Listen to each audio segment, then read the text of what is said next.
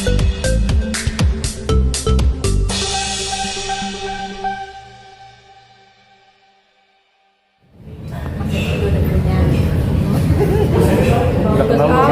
iya?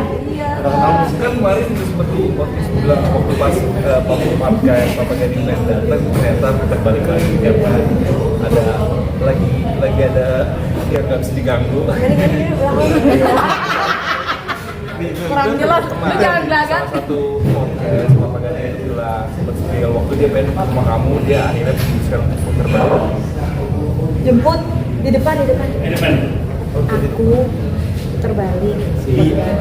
Papa Gading itu terbalik karena kamu lagi nggak bisa diganggu lah karena ada pacar kamu katanya kayak gitu. Oh gitu.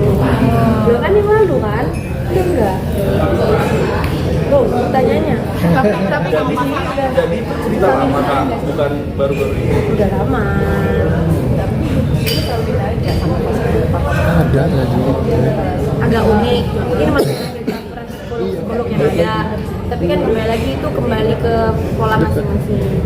Kalau aku lebih nggak bisa untuk tak cerita karena hidupnya lebih attach sama Genti. Jadi dengan siapapun aku berkenalan, aku pasti cerita, tapi bahasanya pasti akan diatur sedemikian rupa dengan apa yang dia bisa mengerti tanpa berbohong, dan selalu ngasih tahu bahwa ini tuh bukan gambaran terbaik. This is not the ideal picture of a family. Itu yang sebenarnya selalu bilang semestinya keluarga itu seperti apa, tapi kita terlanjur begini, jadi aku harus begini untuk misalnya punya mencari menyeleksi untuk ke depan. Nah, jadi bahasanya tuh diatur yang baik sehingga dia mengerti. Jadi ini bukan perkara kayak kalau orang takut kayak ganti ini, bukan perkara seperti itu, tapi emang benar-benar proses seleksi yang baik yang semestinya itu dilakukan di awal gitu. Misalnya aku cerita pokoknya kayak banyak pesan-pesan yang dititipin kalau di aku nggak, karena nggak bisa mau dipisahin segimana, hidupku attach banget sama Gempi. Responnya Gempi setelah dijelaskan seperti punya caranya sendiri kayak gitu-gitu, jadi ya nggak masalah, kita saling menghormati aja. Tapi responnya apa kak? Kalau Gempi selama ini selalu aman-aman aja anaknya. Responnya sis easy, gampang banget jatuh cinta sama Gempi. Gempi pun gampang banget untuk ngeblend sama orang, jadi nggak pernah ada masalah. Tapi mungkin ada permintaan kalau khusus buat sama dia tipis dia anaknya kak. dari Gempi. Iya. Bisa main sama dia aja. Tapi siapa yang nggak bisa main sama Gempi? Semua bisa, kita semua bisa main 5 menit juga sayang sama Gempi karena orangnya juga sebaik itu, semanis itu. Tadi kan gue sama-sama dapat papasan masing-masing Oh, aku sama Mas Gading, iya. dapat papasan masing. Ntar gue salah ngomong lagi, gue mancing-mancing, gak mau ah. Kak tadi kak bilang nggak punya pasangan terus. Berarti ntar rencana Natalannya gimana? Natalan, oh kita nanti mau pergi lagi Natalan. Bertiga bareng Gempi dan Enggak, sama mamaku mau ada tindakan.